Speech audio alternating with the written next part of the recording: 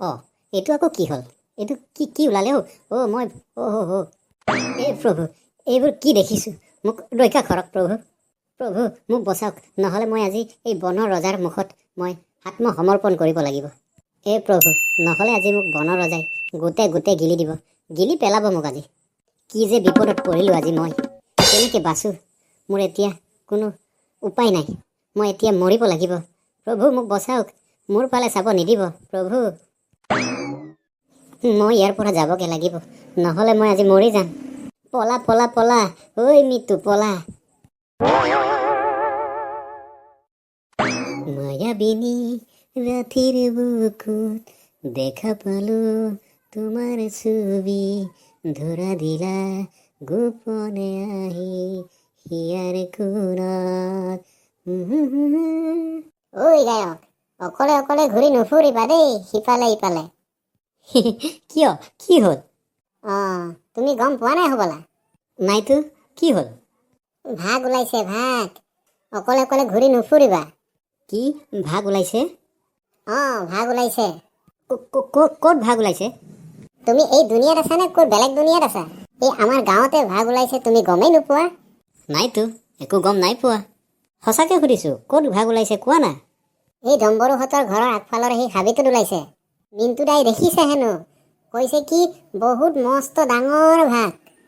একো নহয় দিয়া, দিনতে ঘূৰিছোঁ, দিনত ভাগ নোলাই নহয়। মই সঁচা কথা কৈ দিছোঁ দেই, দিনতে ভাগ ওলাইছে, দিনতে দেখিছে মিণ্টু দাই। আৰু ক'ব নোৱাৰিছোঁ, সঁচা মিছা মানি লোৱা নোলোৱাটো তোমাৰ কথা, মই ক'ব লাগে কৈ দিছোঁ দেই। হ'ব হ'ব, কৈ দিয়াৰ বাবে থেংক ইউ। মই আকৌ এই ভাগলৈকে ভয় নকৰিছোঁ, গম পাইছা? হ'ব হ'ব, জানা আছে, তই ভাগলৈকে ভয় নকৰা মোৰ জনা আছে। ভয় কৰা নে নকৰা মই কৈ দিছোঁ। অঁ, সঁচা নেকি? সঁচাও হ'ব পাৰে দেই। আজিকালি মানুহবোৰে গছ বন চব জংঘল হাবি ধ্বংস কৰি পেলাইছে, ক'ত বনৰীয়া জীৱ জন্তুৱে থাকিব ন। সেই গতিকে দিনে পোহৰে ভাগ নোলাই, জীৱ জন্তু জংঘলীয়া জীৱ জন্তু নোলাই কি ওলাব? এতিয়া কি উপায় নাই, মানুহৰ লগতেই জীৱ জন্তু থাকিব লাগিব আৰু।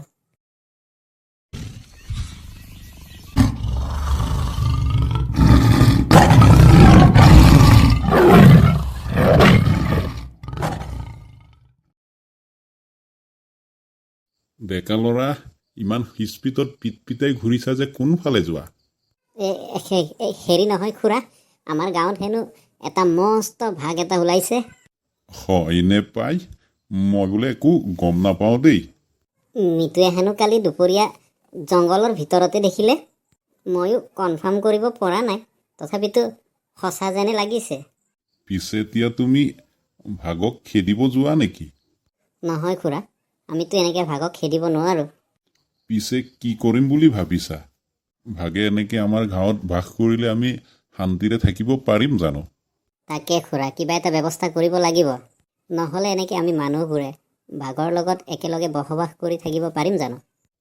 তাকে দেই, তোমালোকে উঠি অহা যুৱ প্ৰজন্ম, তোমালোকে বিচাৰিলে দেশ সলাবও পাৰা, দেশ জ্বলাবও পাৰা, কিন্তু সেই বুলি তোমালোকে কৰিব পাৰা বুলি যিকোনো কাম নিজৰ হাতেৰে নিজৰ ইচ্ছামতে কৰি নেপেলাবা। নাই খুৰা, আমি এনেকুৱাকে নকৰোঁ। ঠিকেই কৈছা তুমি। এতিয়া পিছে বাঘৰ কথাটো কি ভাবিছা? এনেকৈ গাঁৱৰ মাজত মানুহৰ মাজত ভাগটো থাকিলে জানো আমি শান্তিত থাকিব পাৰিম? খুৰা, এতিয়া আমি কেনেকৈ ব্যৱস্থা কৰিব লাগিব আপুনিয়ে কওকচোন বাৰু। চোৱা ডেকা ল'ৰা, আমি এই ভাগটোক এই গাঁৱৰ পৰা খেদিব বিচাৰিলে আমি এনেকৈ খেদি পঠিয়াব নোৱাৰোঁ। আমাৰ ফৰেষ্ট ডিপাৰ্টমেণ্টৰ পৰা আমাক সহায় সহযোগিতা বিচাৰিব লাগিব, আমি ইহঁতৰ পৰামৰ্শ ল'ব লাগিব। তেনেকৈহে আমি আমাৰ গাঁৱৰ পৰা ভাগটো খেদাৰ ব্যৱস্থা কৰিব লাগিব। ঠিক আছে খুৰা, এনেকৈ ব্যৱস্থাটো কৰি ল'ম। আমি গাঁৱৰ ৰাইজে সকলো আলোচনা এটাও কৰি লৈ এনেকৈ ব্যৱস্থাটো ইয়াৰ পৰা আমাৰ গাঁৱৰ পৰা ভাগটো খেদাৰ ব্যৱস্থা কৰিব লাগিব।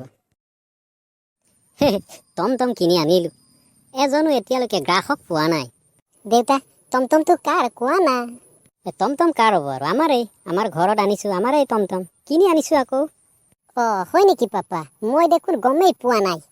ঐ পাপু, চোৱা, ইয়া দীঘলা নহয় জানো? টমটমখন লৈ কি কৰি আছে ৰাস্তাত? অঁ পাপা, হয়তো হোৱা দীঘলা মামা নহয় জানো? অঁ দেউতা, আমাৰো টমটম এখন হ'ল। হয় হয় হয়, আমাৰো টমটম এখন হ'ল ভগৱানৰ আশীৰ্বাদত। ক'ব নোৱাৰিছোঁ দেই, কাৰ ভাগৰ টমটমানি এনেকৈ ৰাস্তাত চলাব বিচাৰিছে। দেউতা, মই গম পাইছোঁ বাপেকে কৈছিলে মোক কেইদিনমানৰ আগত, স্কুললৈ যাওঁতে তোমাৰ অসুবিধা নহয়, ময়ো টমটম এখন কিনি আনিম বুলি। অ' হয় নেকি? তেতিয়াহ'লে সঁচাই কিনিছে চাগৈ দেই। হয় পাপা। দেউতা, আমাৰ এতিয়া ভয় নাই। গাঁৱত ভাগ ওলালো, আমি এতিয়া টমটম আছে, আমাৰ টমটমত উঠি গুচি যাব পাৰিম। মই কথাটো পাহৰিছোঁ, বুজিছা। আমাৰ গাঁৱত যে ভাগ ওলাই আছে, মই গমেই পোৱা নাই, এতিয়াহে মনত পৰিছে। এই ধাননিৰ পথাৰৰ মাজত যে আমি এনেকৈ থিয় হৈ আছোঁ, আমাৰ এতিয়া বিপদ আহিব পাৰে।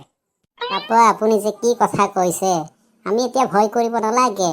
আমাৰ এতিয়া টমটম হ'ল নহয়, আমি টমটমত উঠি গুচি যাব পাৰিম। এতিয়া বনৰ ৰজাই আমাক একোডাল কৰিব নোৱাৰে। তেনেকে নকবিচোন, বনৰ ৰজা হয় ৰজা। পাপা, মইতো টমটমৰ ওচৰলৈকে যাবলৈ মন গৈছে। তোমাৰ কি হ'ল আকৌ? ইমান সোনকালে টমটমৰ ওচৰলৈ যাবলৈ মন গ'ল? পাপা বুজিছে, ভয় লাগিছে মোৰ। তুমি হ'বলা গম পোৱা নাই, আমাৰ গাঁৱত যে বনৰ ৰজা ওলাইছে। মোৰ হ'লে ভয় লাগিছে দেই পাপা। হয় নেকি? ঠিক আছে ঠিক আছে, আমি সোনকালে গুচি যামগৈ ঘৰত দেই। দেউতা, কি হ'ব, আমাৰ আজি কাষ্টমাৰ যাত্ৰা হ'বগৈ নে? হ'ব হ'ব, তুমি ধৈৰ্য ধৰাচোন অলপ। নাই পাপা, এতিয়ালৈকে এজনো কাষ্টমাৰ নাই, আৰু টমটমখনৰ ওচৰত আহি সোধোতা নাই টমটমখন ক'ত যাব বুলি। নতুনতো তেনেকুৱা হ'বই দেচোন। হয় আকৌ, কথাটো নোহোৱা নহয়। নতুন টমটম কোনেও গম নাপাইছে, এই কাৰণে দেই। পাপা, এইফালে কিবা বনৰ ৰজাৰ কিবা গুজৰণি যেন পাইছোঁ। হেই, একো নহয় দে, মই আছো নহয়, তোমাৰ দেউতাৰাই আছো তোমাৰ কাষত। কোনো ৰজা একো কৰিব নোৱাৰে, বনৰ ৰজা কি মেহেলৰ ৰজা। নাই পাপা, মোৰ ভয় লাগিছে পাপা, মোৰ সঁচাই বহুত ভয় লাগিছে পাপা। ৰবা, একো নহয় দিয়া তোমাৰ। মই তোমাৰ যত্নদাতা আছো, একো নহয় দিয়া। নহয় পাপা, মোৰ ভয় লাগিছে। বলা টমটমলৈকে বলা। হয় নেকি? বলা তেতিয়া, টমটমলৈকে বলা। এতিয়াহে বাচিম আৰু পাপা। হ'ব, এতিয়া দৌৰি বলা। বোপাহঁত, আমাক ইয়ালে কিয় মাতি আনিলে কোৱাচোন বাৰু। আমাৰ গাঁৱত এটা ভাগ ওলাইছে। এই আমাৰ জনসৰণ্যৰ মাজত এই ভাগটোৱে আমাক কি অপকাৰ কৰিব পাৰে ভাবকচোন। এইবাবে আপোনালোকক, এই বয়সস্থ মানুহবিলাকৰ পৰা আমি অলপ পৰামৰ্শ বিচাৰিছোঁ, যাতে আমাৰ এই গাঁওখনে এই ভাগটোৰ পৰা ৰক্ষা পৰিব পাৰি। অতি সুন্দৰ। কথাটো ঠিকেই আছে বাৰু। পিছে ডেকা ল'ৰাহঁত, কি কৰিম বুলি ভাবিছা? এই আমাৰ গাঁওখনৰ পৰা ভাগটোতো খেদি পঠিয়াব লাগিব, নহয় জানো? নহ'লে আমি শান্তিত জীয়াই থাকিব পাৰিম জানো? হয়, এইটোৰ কাৰণে আমি আপোনালোকক মাতি আনিছোঁ। আপোনালোকে এই ভাগটোক আমাৰ গাঁৱৰ পৰা খেদাত পৰামৰ্শ দিয়ে। আপোনালোকে যি ভাল দেখে, এইটোৰ পৰামৰ্শ মতে আমি এই ভাগটোক আমাৰ গাঁৱৰ পৰা খেদা ব্যৱস্থাটো কৰিম। বোপাহঁত, আমিনো কি পৰামৰ্শ দিম? আমাৰ গাত এতিয়া তেজ বল নাই। তোমালোকে যি ভাল দেখা এইটোৱে কৰা। আমাৰ গাঁৱৰ পৰা এই ভাগটোক খেদি পঠিয়াব লাগে।